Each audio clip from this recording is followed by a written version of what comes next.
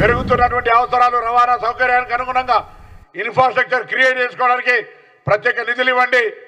హైదరాబాద్ మీద శ్రద్ధ ఉంటే అవేం చేయకుండా ఊరికేనే మాట్లాడితే ఎవరు చూస్తూ ఊరుకోరు. నేను అడుగుతాను మళ్ళొక్కసారి, కేంద్రము 10 సంవత్సరాలుగా కాంగ్రెస్ పార్టీ ప్రశ్నిస్తోంది. ఎలా భారతీయ జనతా పార్టీ ప్రతినిధిగా మీరు ఇక్కడ ఉన్నటువంటి పరిస్థితుల్లో 10 సంవత్సరాలుగా తెలంగాణకు, అందులో హైదరాబాద్కు మీరు ఏం తెచ్చిరో చెప్పండి. కాంగ్రెస్ పార్టీ ప్రశ్నిస్తూ ఉంది కిషన్ రెడ్డి గారిని. హైదరాబాద్ అభివృద్ధికి స్థానిక పార్లమెంట్ సభ్యుడిగా, మంత్రిగా హైదరాబాద్ను అభివృద్ధి చేయడానికి అవకాశం వచ్చినటువంటి శాఖను గత 5 సంవత్సరాలు నిర్వహించినటువంటి మీరు ఏం చేసినారో చెప్పండి. ఉపాధి అవకాశాలను మెరుగుపరిచే స్కిల్ డెవలప్మెంట్కి ఏమైనా స్కీమ్ తెచ్చిండ్రా? ఇన్ఫ్రాస్ట్రక్చర్ క్రియేట్కి ఏమైనా స్కీమ్ తెచ్చిండ్రా? ఉమెన్ ఎంపవర్మెంట్కి ఏమైనా స్కీమ్ తెచ్చిండ్రా? మైనార్టీ ఎస్సీ బీసీ వెల్ఫేర్కి ఏమైనా తెచ్చిండ్రా?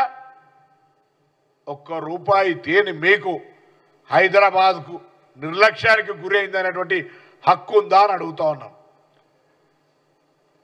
స్మార్ట్ సిటీలో లేదు, అమృత్ పథకంలో లేదు, స్పెషల్ ప్యాకేజీలో లేదు, ప్రాజెక్టు వైజ్ లాభం చేసేది లేదు. హైదరాబాద్ ప్రజలకు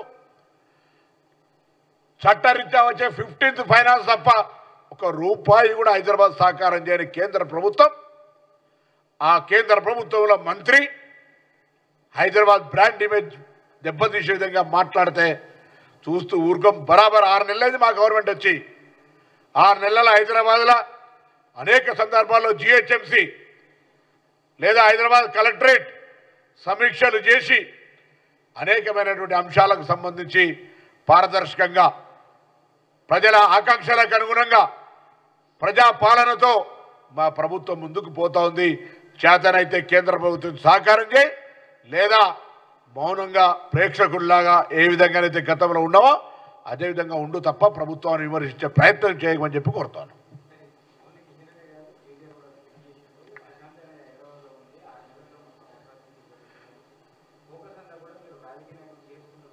దయ్యాలు వేదాలు వాళ్ళు ఇచ్చినట్టుంది కేటీఆర్ మాట్లాడితే. నిన్నటిదాకా నువ్వు ఆ పనిచేసి రాష్ట్ర మున్సిపల్ శాఖ మంత్రివి, కేంద్రంలో స్మార్ట్ సిటీలో చేర్చుకోలేనంత ఒత్తిడి తేలేకపోయినావు, అమృత్ పథకంలో తీర్చలేకపోయినావు, హైదరాబాద్ నగరానికి బీజేపీ పైన ఒత్తిడి తెచ్చి కేంద్రం నుంచి ఒక ప్యాకేజీ తేలేనటువంటి అసమర్థుడివి, సాక్షాత్ మున్సిపల్ శాఖ మంత్రివి, ఇలా హైదరాబాద్ గురించి మాట్లాడితే ఎట్లా?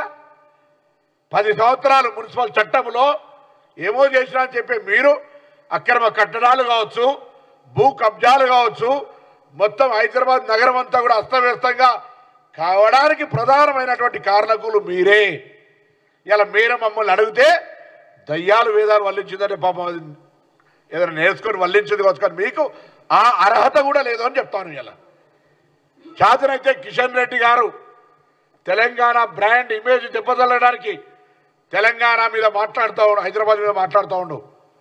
10 సంవత్సరాలు హైదరాబాద్ సంబంధించినటువంటి ప్రధానమైనటువంటి నగర అభివృద్ధికి సంబంధించినటువంటి శాఖ మంత్రిగా ఏం చేసావు కిషన్ రెడ్డికి జవాబు చెప్పు. పెద్దలు గౌరవ కేంద్ర మంత్రి కిషన్ రెడ్డి గారికి గత 10 సంవత్సరాలుగా ఉన్నటువంటి మున్సిపల్ అర్బన్ మినిస్టర్ హైదరాబాద్కు కేంద్రం ఏమేమి తేలేదో చెప్పమని డిమాండ్ చేస్తా ఉన్నాం కేటీఆర్ గారిని.